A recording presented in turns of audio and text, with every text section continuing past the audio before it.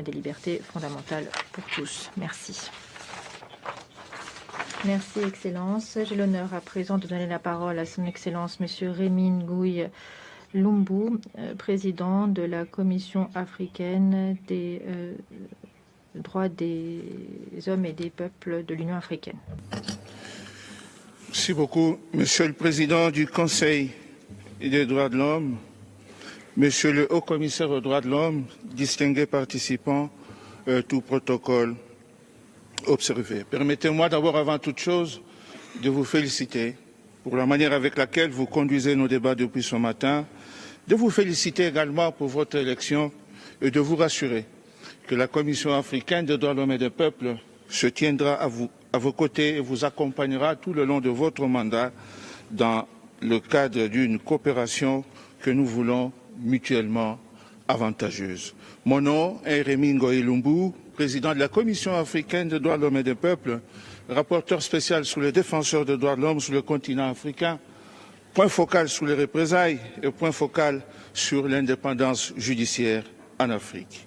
Hier, les travaux préparatoires de la Charte internationale des droits de l'homme en ces trois piliers majeurs, à savoir la Déclaration universelle des droits de l'homme, le Pacte international relatif aux droits civils et politiques et le Pacte international relatif aux droits économiques, sociaux et culturels d'abord, et en leurs extensions ultérieures, les autres conventions qui s'en sont suivies, étaient porteurs d'un grand espoir pour l'humanité.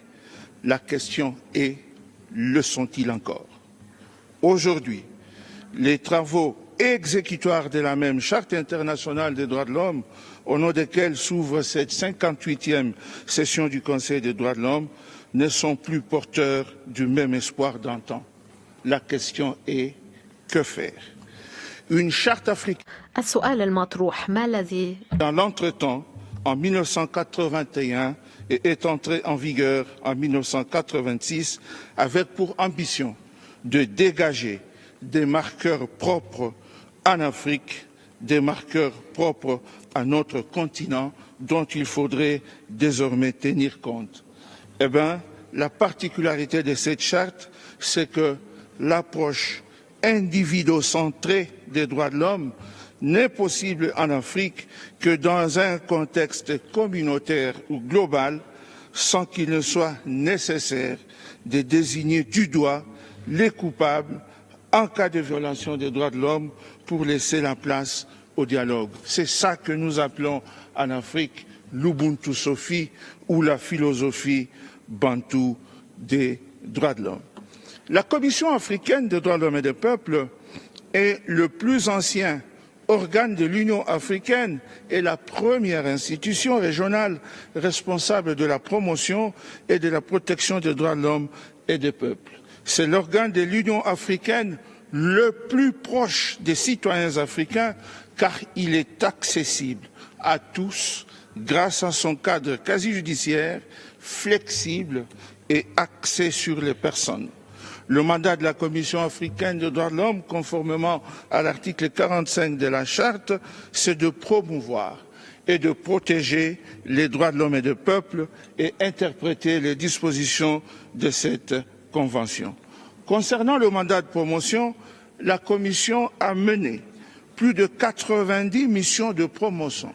Elle a élaboré 7 projets de protocole additionnels à la Charte africaine, dont 6 ont déjà été adoptés par l'Union africaine. La Commission a également élaboré plus de 35 instruments juridiques non contraignants pour clarifier les dispositions de la Charte africaine afin de faciliter sa mise en œuvre. S'agissant du mandat de protection de la Commission africaine des droits de l'homme et des peuples, à ce jour, mon organe a été saisi de plus de 862 communications, dont 4 sont des communications interétatiques. La Commission examine également, parmi les mesures de mise en œuvre, les rapports périodiques soumis par les États sur la mise en œuvre de la Charte et de ses protocoles, à la suite desquels elle adopte des observations finales. À cet égard, je voudrais rappeler à l'intention des États africains que la procédure de l'examen périodique universelle auquel les États africains se soumettent régulièrement n'est guère différente de la procédure de rapportage que nous avons sur le continent africain. Mais malheureusement, on constatera que beaucoup d'États sont en retard au niveau du continent africain quant à la soumission de leurs rapports, alors qu'ils sont généralement présents ici même à Genève, au Conseil des droits de l'homme pour l'examen périodique universel. La recommandation que nous formulons, c'est que cette présence massive, cette présence régulière au niveau de la procédure de l'EPU doit aussi avoir une identité au niveau de l'Afrique, c'est-à-dire faire la même chose au niveau de la Commission africaine des droits de l'homme et des peuples. Pour accomplir son mandat, la Commission africaine a créé des mécanismes spéciaux à l'instar de procédures spéciales des Nations Unies. Il serait fastidieux d'énumérer tous ces mécanismes spéciaux, mais nous collaborons avec beaucoup de procédures spéciales au niveau des Nations Unies. S'agissant de la collaboration de mon organe, la Commission africaine des droits de l'homme et des peuples, et les autres organes ou institutions qui ont en charge le même mandat, nous voulons vous dire que c'est avec plaisir que la Commission a accueilli très récemment le cadre conjoint de l'Union africaine et des Nations unies sur les droits de l'homme, signé par le secrétaire général des Nations unies, Antonio Guterres, et le président de la Commission de l'Union africaine, son Excellence Moussa Faki Mahamat. Ceci dit, nous avons également établi des ponts pour collaborer avec toutes les institutions nationales des droits de l'homme sur le continent africain, ainsi que les organisations de la société civile. Nous sommes d'ailleurs l'institution qui collabore le plus avec les organisations de la société civile et qui leur accorde une place de choix au niveau de ce sociétés. Nous avons également établi des ponts pour collaborer avec toutes les institutions nationales des droits de l'homme sur le continent africain, ainsi que les organisations de la société civile. Nous sommes d'ailleurs l'institution qui collabore le plus avec les organisations de la société civile et qui leur accorde une place de choix au niveau de ces sessions. À ce jour, la Commission a accordé le statut d'affilié à 37 institutions nationales de droits de l'homme, dont 2 institutions spécialisées, et pour le statut d'observateur que nous accordons aux organisations de la société civile, 579 ONG ont déjà obtenu ce statut.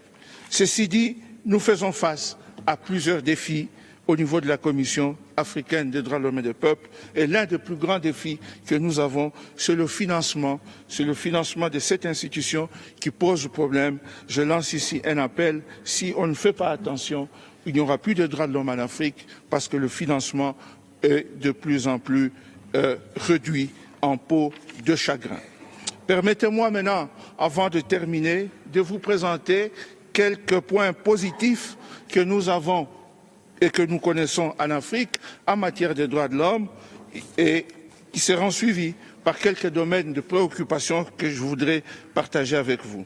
Parmi les éléments positifs, nous avons l'adoption de l'agenda 2063 qui définit les grandes aspirations de l'Afrique que nous voulons avec un plan d'évaluation des progrès pour sa mise en œuvre. Nous avons également, vous le savez, la création de la zone de libre-échange continentale en Afrique.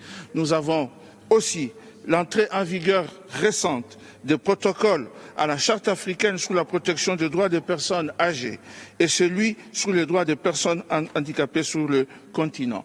Nous avons également sur notre continent adopté des instruments régionaux de protection des droits de l'homme, dont le plus récent est l'adoption au cours de la 38e Assemblée générale de l'Union africaine dans le cadre de ce qu'on appelle désormais en Afrique la masculinité positive africaine, d'une nouvelle convention de l'Union africaine sur l'élimination de la violence à l'égard des femmes et des filles. Je voudrais également, dans le domaine positif, vous faire partager avec vous la tendance abolitionniste sur la question de la peine de mort sur le continent africain et l'observation du moratoire sur les exécutions dans la plupart des États parties. Quelques domaines de préoccupation cependant. Je voudrais ici, du haut de cette tribune, partager avec vous la question du régime de charité. Je reprends bien le régime de charité des droits de l'homme auquel l'Afrique est soumise, tendant sans cesse sa main pour qu'une attention en ce domaine lui soit accordée tant dans ce forum que dans d'autres et auprès des 55 États qui composent le continent. Cette tendance à soumettre l'Afrique à ce régime de charité est quelque chose qui mérite d'attirer votre attention. Je voudrais également, dans les domaines de préoccupation, partager avec vous les bruits de bottes et des armes qui détériorent continuellement la situation sécuritaire avec ses conséquences sur les droits de l'homme, notamment les conflits armés persistants. Je cite quelques exemples. Par exemple, à l'est de la République démocratique du Congo, conflits qui ont été condamnés par une résolution 2773 du Conseil de sécurité des Nations Unies, pour lequel la Commission africaine souhaite attirer l'attention des États ici, afin que cette résolution puisse être mise en œuvre pour soulager la misère de beaucoup de citoyens dans cette région. Je voudrais également porter à votre attention la situation au Soudan, où il y a une catastrophe humanitaire inégalée, sans précédent, et mon organe, mon institution, est en train de conduire une mission d'établissement des faits de la Commission qui est encore en cours. Je ne vais pas passer sous silence ce qui se passe en Somalie, ce qui se passe en Éthiopie, dans la région Amara. Je voudrais également porter à votre connaissance la situation persistante toujours au nord du Cameroun, qui a un impact sur la vie des civils et des citoyens qui méritent votre attention et votre soutien pour tous ces pays qui souffrent soit de la guerre, soit du terrorisme. Je voudrais également mentionner la région du Sahel et l'instabilité dans le canal du Mozambique. Permettez aussi que je puisse partager avec vous un autre domaine de préoccupation qui concerne l'Afrique, c'est l'instabilité politique due au changement anticonstitutionnel des gouvernements, pourtant prohibé de manière catégorique par la Charte africaine sur les élections, la démocratie et la bonne gouvernance. Je citerai les 3 pays qu'on a coutume de citer, le Mali, le Niger et le Burkina Faso. Mais je vous rassure tout de suite que même si ces États demeurent suspendus au niveau de l'Union africaine, au niveau des instances faîtières de l'Union africaine, quant à leurs droits de participation, la Commission africaine des droits de l'homme et des peuples continue à interagir avec ces États parce que les droits de l'homme ne peuvent pas être suspendus, les droits de l'homme ne s'arrêtent pas. C'est dans ce cadre que le Burkina Faso a même présenté un rapport périodique au cours d'une de nos sessions précédentes et nous avons formulé des recommandations pour le bénéfice des citoyens burkinabés. Je voudrais, avant de terminer, partager avec vous également un autre domaine de préoccupation dans le domaine des droits économiques, sociaux et culturels. Et à cet égard, je mentionne le chômage des jeunes de moins de 25 ans qui représente 60% de la population.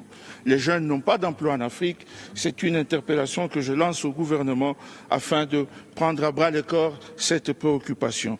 Le manque ou la non-adaptation des infrastructures sociales de base, les écoles, les centres de santé, les universités sont encore manquantes dans beaucoup de pays africains. Je voudrais également signaler l'exploitation et la distribution inéquitable des ressources dans beaucoup de pays, la corruption et son impact sur le développement de beaucoup de pays africains. En conclusion, Monsieur le Président, la Commission africaine des droits de l'homme et des peuples reste engagée à collaborer avec toutes les parties prenantes en vue de renforcer la promotion et la protection des droits de l'homme sur le continent. Nous appelons à une action concertée, solidaire et soutenue afin de faire avancer les droits fondamentaux des populations africaines. Je vous remercie pour votre attention.